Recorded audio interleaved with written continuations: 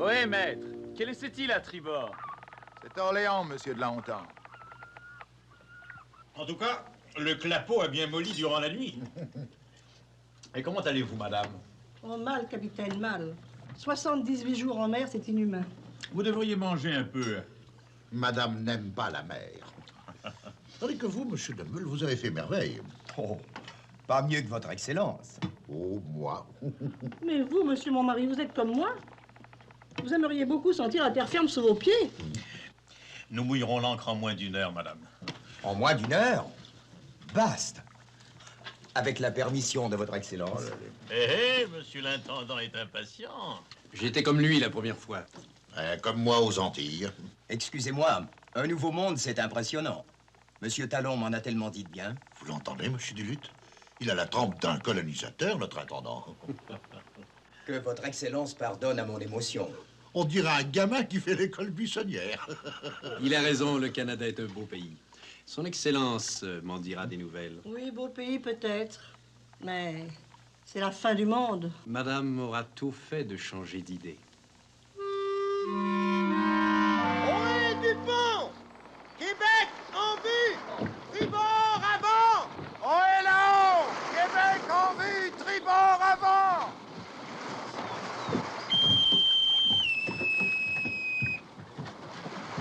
Tous sur le pont! Branle-bas! Au poste de manœuvre!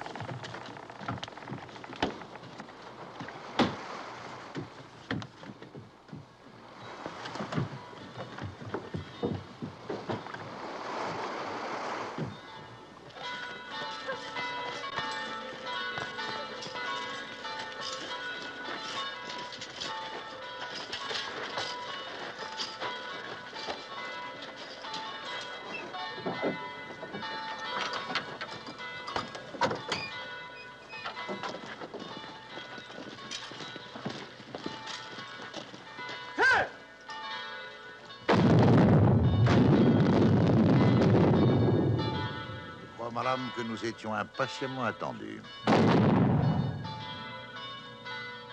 Vive son Excellence le gouverneur général! Vive son Excellence le gouverneur général! Vive le gouverneur général!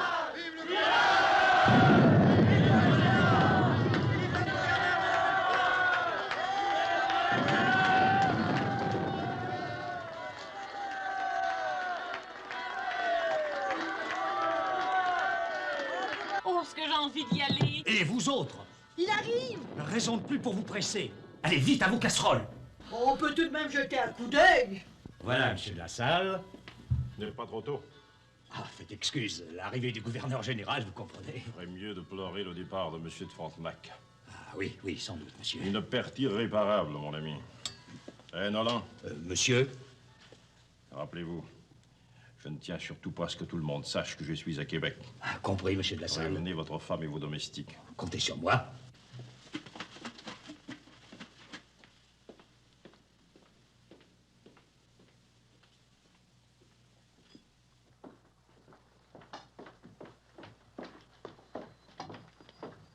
Son Excellence le gouverneur Joseph-Antoine, sieur de la Barre, et Madame la Barre.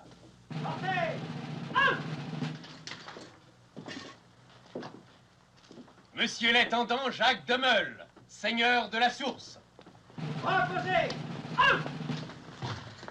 Si son Excellence le permet. Monseigneur François de Montmorency-Laval. On m'a beaucoup parlé de vous, monseigneur. Si c'est en bien, Excellence, vous m'envoyez fort aise. Mais si c'est à la cour... Philippe Gauthier de Comporté, prévôt. Monsieur?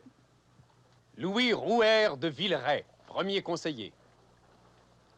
Charles Aubert, sieur de Lachenay, président de la Compagnie du Nord. Bon. Place à son Excellence le gouverneur! Vive le gouverneur!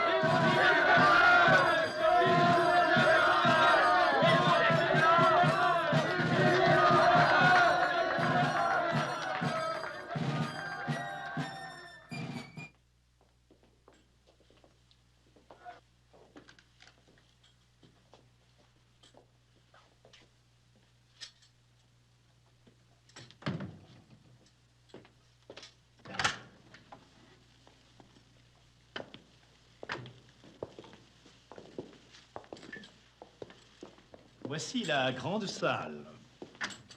C'est ici que se tiennent les réunions du Conseil souverain depuis l'incendie. C'est la salle des grandes circonstances, réception, bal. On dirait une salle de garde. Sans doute. C'est que le prédécesseur de son Excellence était un grand militaire et... Mais il n'est pas défendu d'avoir du goût quand on est militaire. Tenez, voyez. D'ici, on voit la Basse-Ville, une vue superbe.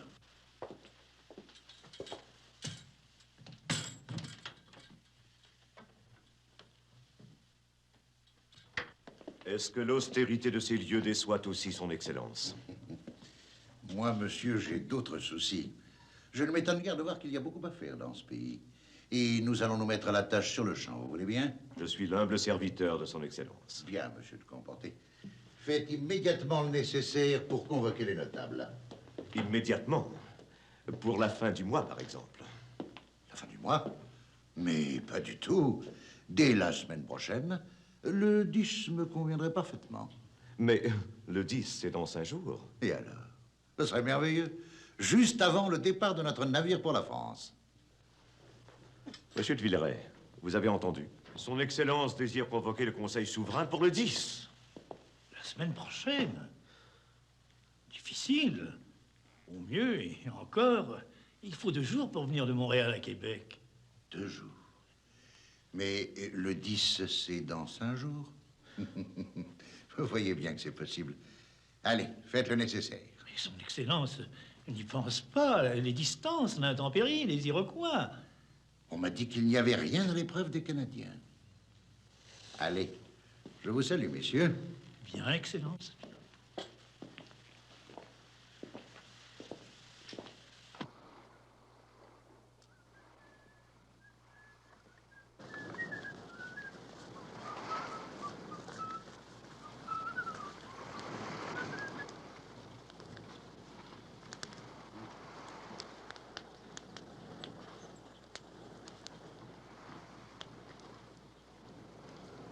Tant que la salle commandera le fort Frontenac, les sauvages feront leur négoce par là, et nous, les marchands de Montréal, il ne nous restera plus que les miettes. Je sais, Jacques, je sais, mais qu'est-ce qu'on peut faire? Déloger la salle. Son règne tire à sa fin. Ah, Dieu t'entende. Il semble que le nouveau gouverneur... Oh. Monsieur de la Salle s'en tirera, tu verras. Mais qui donc le protège, ce diable d'homme? Le comte de Frontenac, riverain. Le comte de Frontenac. Monsieur de la Salle est insolvable, il est cousu de dettes, et pour comble, il intercepte nos fourrures. Et qu'est-ce qui nous reste à nous, hein? Les Iroquois. Rien que les Iroquois. Calme-toi, calme-toi. Mais il a raison. C'est au Conseil souverain qu'il faut aller raconter tout ça. Nous irons en force. Et tu parleras. Ouais. Vous n'y pensez pas. Qui parlera, alors? Toi? Voyons, Jacques. Réfléchis un peu. C'est facile d'accuser Monsieur de la Salle, mais est-ce que nous avons des preuves?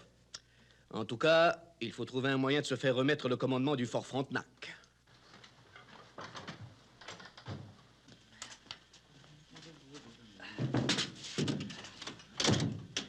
Tenez les enfants, du gibier.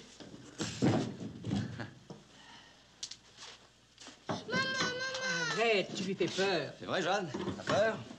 Tiens, il est mort. Regarde. Et justement... Il faut pas, une Canadienne n'a peur de rien. Ouais. Et voilà. Oh, mais c'est de la tisane. C'est pour ton père et ses invités. Quels invités? Ton oncle et M. de Riverain. Il se passe des choses. Une réunion du Conseil souverain après-demain. Et j'ajoute qu'il ne suffira pas d'écarter Monsieur de la Salle. Il faudra aussi une opération d'envergure pour écarter les Iroquois. Oui. Autrement dit, tu veux la guerre contre les Iroquois. Je ne vois vraiment pas ce qu'on peut faire d'autre. Prendre de la tisane. C'est bon pour les nerfs. Merci bien, Madame Catherine. Merci, Catherine. N'empêche que j'ai raison. Bien sûr. Avec les Iroquois, rien ne sert de jaser à la bonne franquette. Comme on dit, il faut jouer du mousquet. Bien parlé, mon oncle. Faudra répéter la chose au gouverneur. Quand partons-nous? Le canot est rempli à craquer. Nous trois, le juge Bransat... Et qui va avironner? Et tout le monde. Jusqu'à Québec? Non, non, ce qu'il vous faut, c'est de bons hommes. Comme nous autres, par exemple. Mais ça, c'est... Ça ne peut pas nuire. Charles, vous prendrez 2 canots.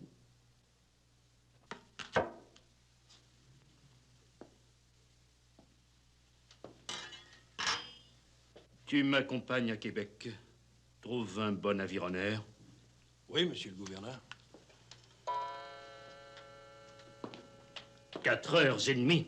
Mais que fait donc de Brucy? Une larme de rhum? C'est point de refus, monsieur Perrault. Verse-nous un peu de rhum. Tout de suite, monsieur le gouverneur. Quand partent-ils? Demain, à l'aube. Ascoin a tout son temps. Il faut qu'il intercepte leurs canaux dans les îles de Sorel. Je vois. Il faut les empêcher d'assister au Conseil souverain. Compris.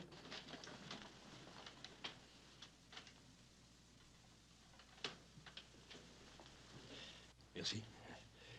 Merci bien. Et toi, tu gardes la maison. Bien, monsieur le gouverneur.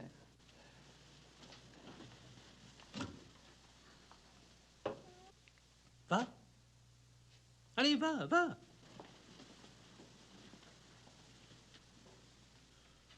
Je te fais confiance. C'est important. Il ne faut pas que le moine et ses associés arrivent à Québec. Comptez sur moi, monsieur Perrault.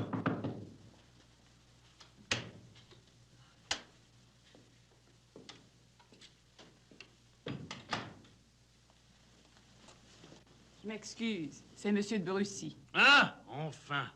Qu'il entre. La ponctualité, monsieur, c'est la politesse des rois. Je sais, mais c'est que... Avez-vous vu Ascoin? Oui. Oh, celui-là. Enfin, qu'est-ce qu'il y a encore? Il ne pense qu'à se faire payer. Mais il le sera, il le sera. Comment peut-il douter de la parole du gouverneur de Montréal? Vous lui avez bien expliqué l'importance de cette embuscade à Sorel. Naturellement, monsieur le gouverneur. Et il accepte. Ah, parfait. Mais enfin, qu'avez-vous de Brucy? N'allez pas me dire que c'est vous maintenant qui... C'est que, monsieur Perrault... Ah, vous vous faites du mauvais sang pour monsieur le moine et les autres. Mais c'est vous-même qui irez les délivrer. Moi? Naturellement, vous. Vous leur direz, je ne sais pas, moi, que le gouverneur de Montréal s'inquiétait de leur absence à Québec et que, connaissant bien Ascoin, vous avez obtenu leur délivrance. Enfin, vous trouverez bien quelque chose. Par exemple. Vous croyez que je suis méchant. Mais ce sont là jeux de politique, mes amis. Je ne veux aucun mal à monsieur le moine, ni à monsieur le Bert, ni à monsieur Riverain. Non, tout ce que je veux, c'est qu'ils n'héritent pas du fort Frontenac. Vous comprenez? Et pour cela, ils ne doivent pas assister à l'assemblée du Conseil. Mais si Ascoin refusait de marcher? Le gouverneur de Montréal possède des arguments irréfutables. L'eau de vie.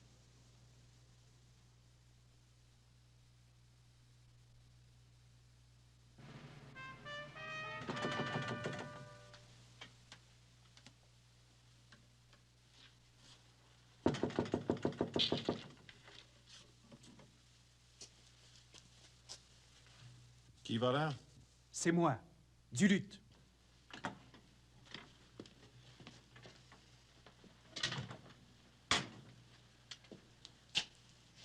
Et alors? Écoutez, je me suis renseigné. Les marchands de Montréal sont à Québec pour l'Assemblée. Vous feriez mieux de disparaître.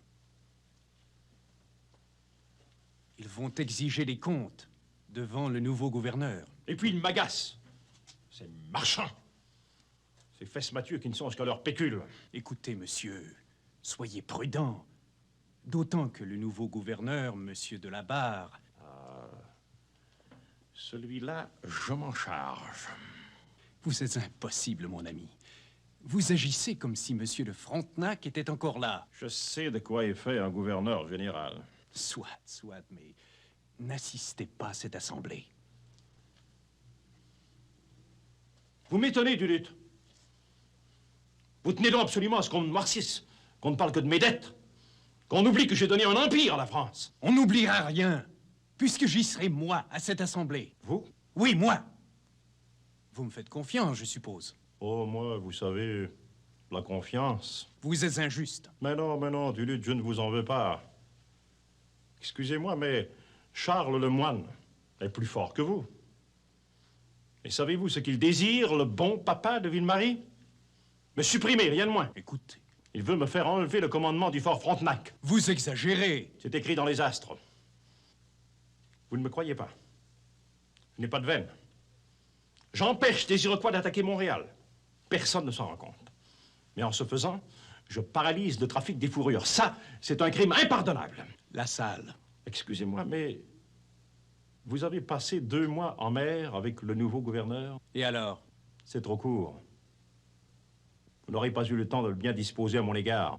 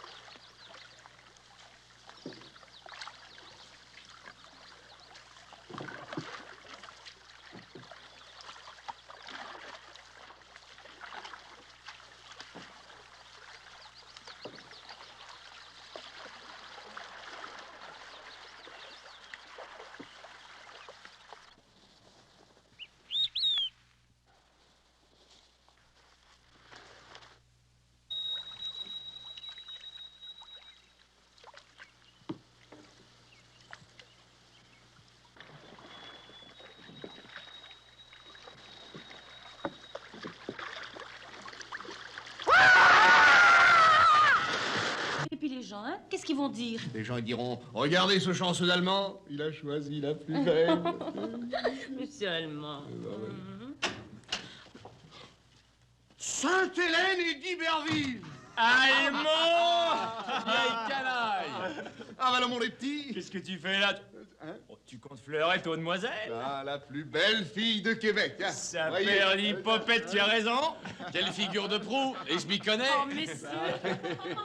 Mais je te croyais à la baie du Son avec Radisson. J'en arrive. Ah bah tu perds pas de temps. Mais vous, qu'est-ce que vous faites à Québec? Le Conseil souverain, figure-toi.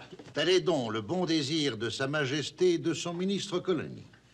Le royaume de Neuf-France obéira désormais, et par mes soins, à une nouvelle politique qui se résume en 3 points.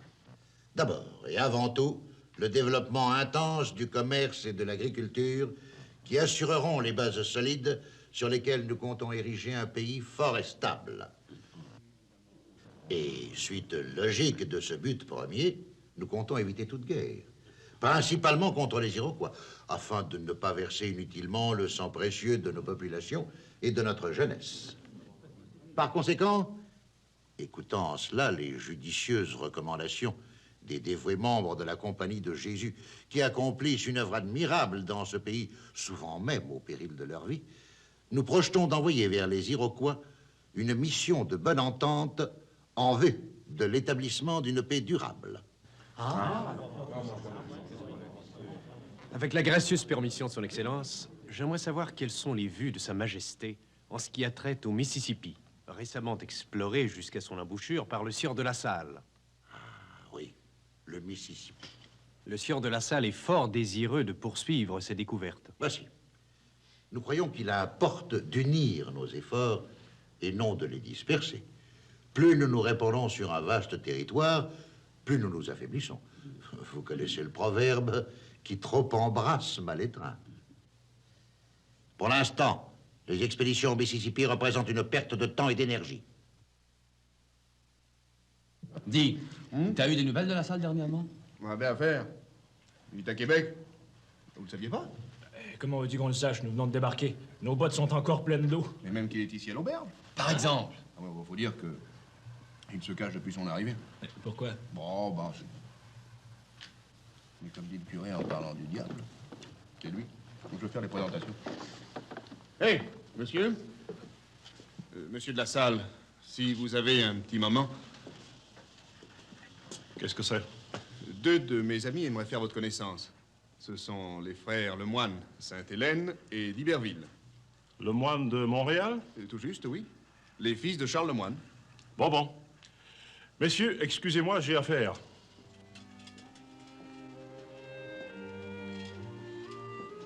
Eh ben, il a la façon courte, le découvreur du Mississippi. Ah, il faut le comprendre, il a ses soucis.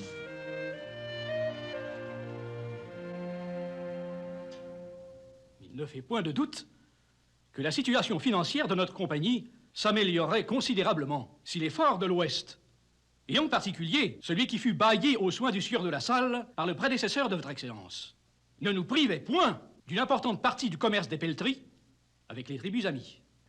Je vous égré, monsieur de La Chesnée, des précisions que vous avez apportées, et j'accorderai à vos remarques toute l'attention qu'elles méritent. Mais vous comprendrez qu'on ne peut tout régler en un seul jour. Il reste que la présente réunion aura été plus instructive. Je vous remercie, messieurs, d'être venus, et je vous salue.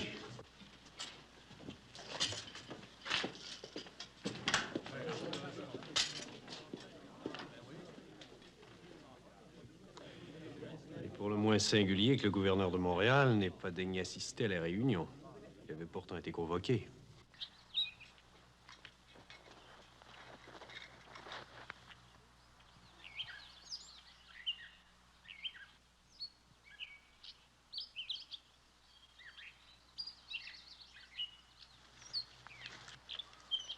Monsieur Perrault, Que vous arrive-t-il?